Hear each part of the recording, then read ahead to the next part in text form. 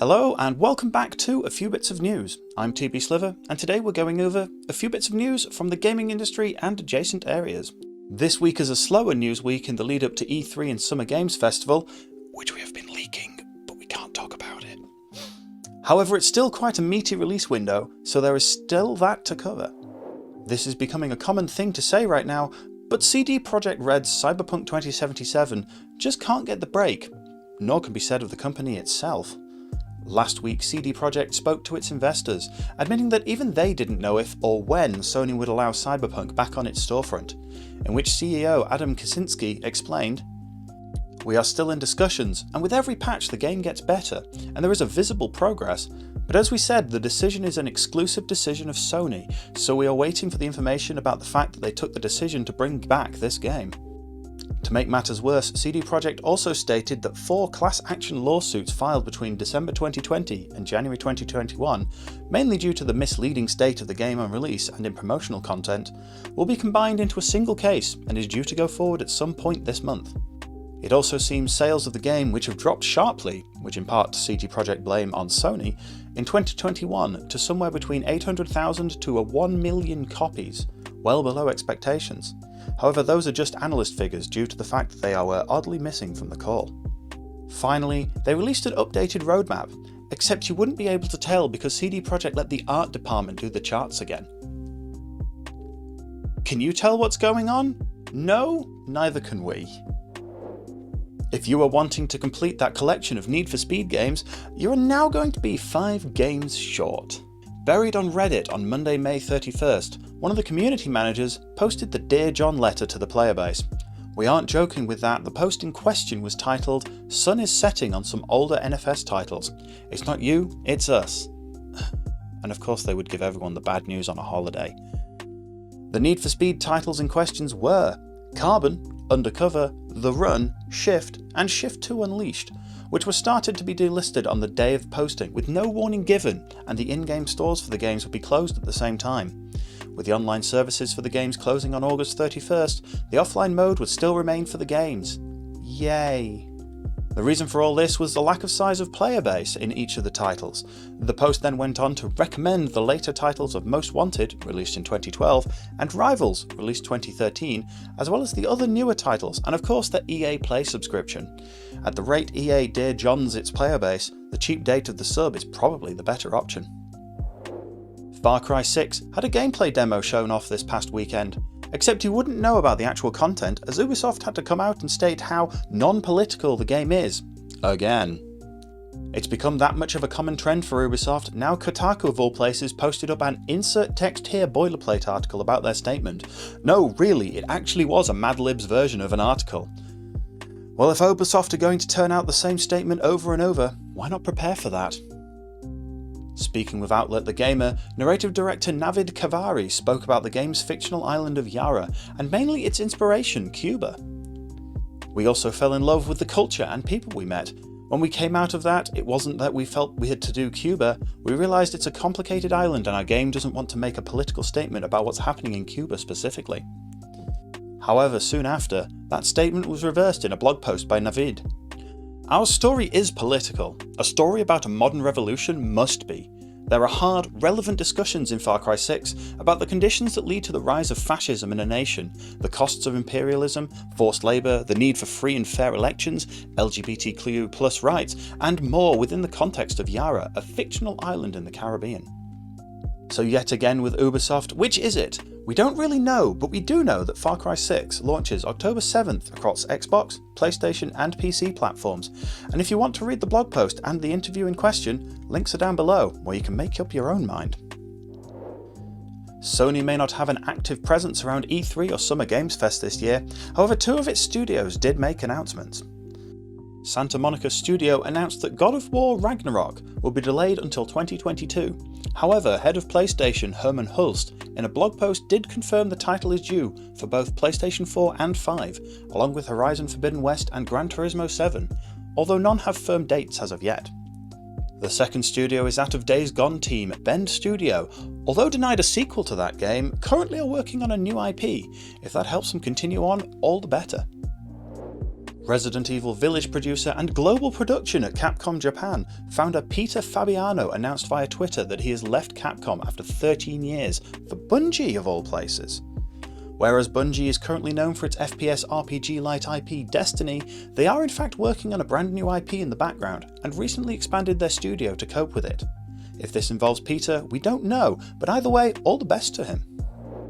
You never know when it's happening until it does with No Man's Sky's update, and yet again Hello Games dropped its 3.5 update titled Prisms this week. While this update mainly focuses on visual updates, lighting, textures like fur, and even rain reflections on suits, photo mode has also been improved. Quality of life this time has improved the creation UI for editing your character, and planetary charts finally no longer are used if they fail to find anything. Finally, low-flying creatures can be used as companions, so in essence the game has flying mounts. Remember, all this is free and the game just keeps on growing. Minecraft Caves and Cliffs is set to launch in 2 parts. The first part is due next week. This first part will include a new copper block and features new mobs like the Goat, Axolotl and Warden. There are no new biomes or world generation tools in this version. These are due in part 2 of the update later this year. Minecraft Caves and Cliff Part 1 releases on both Java and Bedrock versions across all platforms on June 8th. Raise your polearms and sharpen your swords as the sequel to 2012's Chivalry Medieval Warfare, Chivalry II, is here. Battle up to 64 players in this Unreal Engine 4 sandbox. The combat system has been revamped to feel more weighty and natural, with player character customization expanded with new combat expressions and voice lines to really put you deep into the thick of things. Heck, you can even grab a chicken, set it on fire, and throw it! Chivalry II releases across Xbox and PlayStation, with PC being an Epic Store exclusive June 8th. Kickstarted indie JRPG Edge of Eternity exits early access next week. This 6 of 7 chapter campaign boasts 14 bosses across 5 dungeons, 40 skills with 5 companions and a furry friend, and 120 craftable items in this around 40 hours of content, and that's only in the early access version. Its key highlight is a soundtrack featuring the legendary Yasunori Mitsuda of Chrono Trigger and Xenoblade Chronicles fame, so a cheap JRPG with a very good soundtrack may be what you need right now. Edge of Eternity releases June 8th on PC, Xbox and PlayStation. It wasn't too long ago Phantasy Star Online 2 finally made it to the West. Sadly, it's pretty much considered an old game in its country of origin, Japan. Well, Japan is ready for a major update, and the good news this time is we in the West don't have to wait years to see it. PSO2 New Genesis is that update, and the changes are that extreme in terms of engine and graphics, with new open worlds, new movement options and the new multi-weapon system. It might as well be its own game. It kind of is. The unique feature is that your characters transfer between PSO2's original game and New Genesis freely, with some limitations on currency and progress. So you can help your friends in the older game without losing your progression in the newer game. Neat. New Genesis unlocks next Wednesday 9th June on Xbox and PC. The Final Fantasy VII Remake story continues, well, sort of. This platform upgrade entitled Intergrade not only includes visual and performance upgrades using the PlayStation 5 tech, but pushes the game into 4K in graphics mode and a rock-solid 60 FPS in performance mode. Because of this, of course, photo mode is now included. Included with this version is Episode Intermission, a bonus side story featuring famed ninja and materia stealer Yuffie as the playable character. These missions are likely to show off the new features possible included in a future release of the Final Fantasy VII Remake series. FF7 Remake Integrate is exclusive to PlayStation 5, but is a free upgrade for PlayStation 4 copy purchases. It's out June 10th. The crushingly hard action combat series Ninja Gaiden returns. This Master Collection version is a repackaged compilation of the first 2 Ninja Gaiden Sigma titles and Ninja Gaiden 3 Razor's Edge, first seen on the Wii U of all places. The game will feature most of the game's DLC content, without the online multiplayer content sadly, and features Ayane, Rachel, Momiji and Kasumi as playable characters in their original forms, although that varies from game to game. Ninja Gaiden Master Collection is released 10th June across all platforms, although Krem recommends for you to dock your Switch if you pick that version, just in case of rage quits. Ratchet & Clank Rift Apart is the next release in the series, which continues on the canonical story of the series last told in PlayStation 3's Into the Nexus back in 2013. Dr. Nefarious gets his hand on the Dimensionator and attempts to find a universe where he always wins. In the battle, Ratchet and Clank get separated, only for Clank to be found by Rivet, another Lombax, who has had Emperor Nefarious enslave her universe. Rift Apart uses the PlayStation 5 to seamlessly have our heroes jump through universes in search for answers and ways to defeat their new common foe. Ratchet & Clank Rift Apart releases 11th June, exclusive to PlayStation 5. Arc System Works fighting franchise Guilty Gear returns for its next installment in Guilty Gear Strive.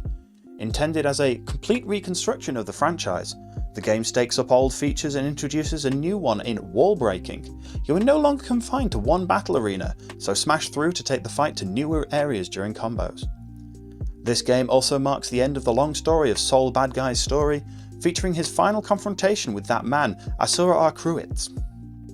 Guilty Gear Strive is released June 11th on Xbox, PlayStation and PC. Well, if you didn't see last week's video, we already had at least 4 live events happen already, but starting tomorrow it truly begins.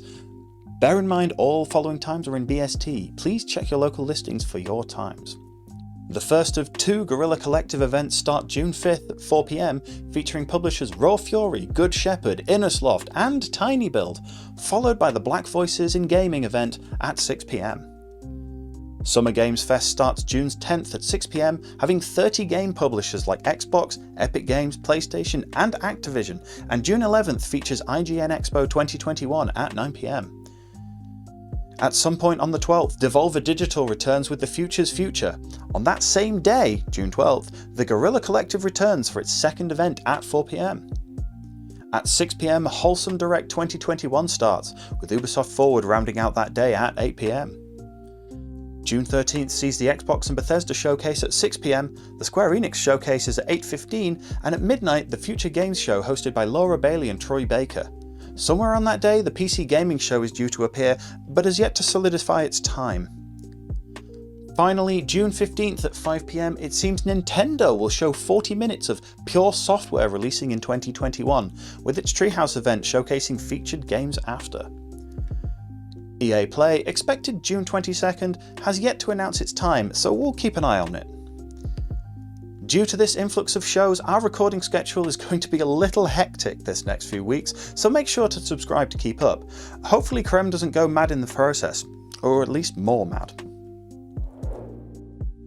And that's it for this week's A Few Bits of News. Tune in next week for more news across the gaming industry, and as always, don't forget to like, comment and subscribe, as well as hit that bell to get notified of the next video. If you'd like to chat to us live, then come join me every Tuesday, Wednesday and Friday evening over on Twitch, link in the description. Otherwise, we'll see you below in the comments.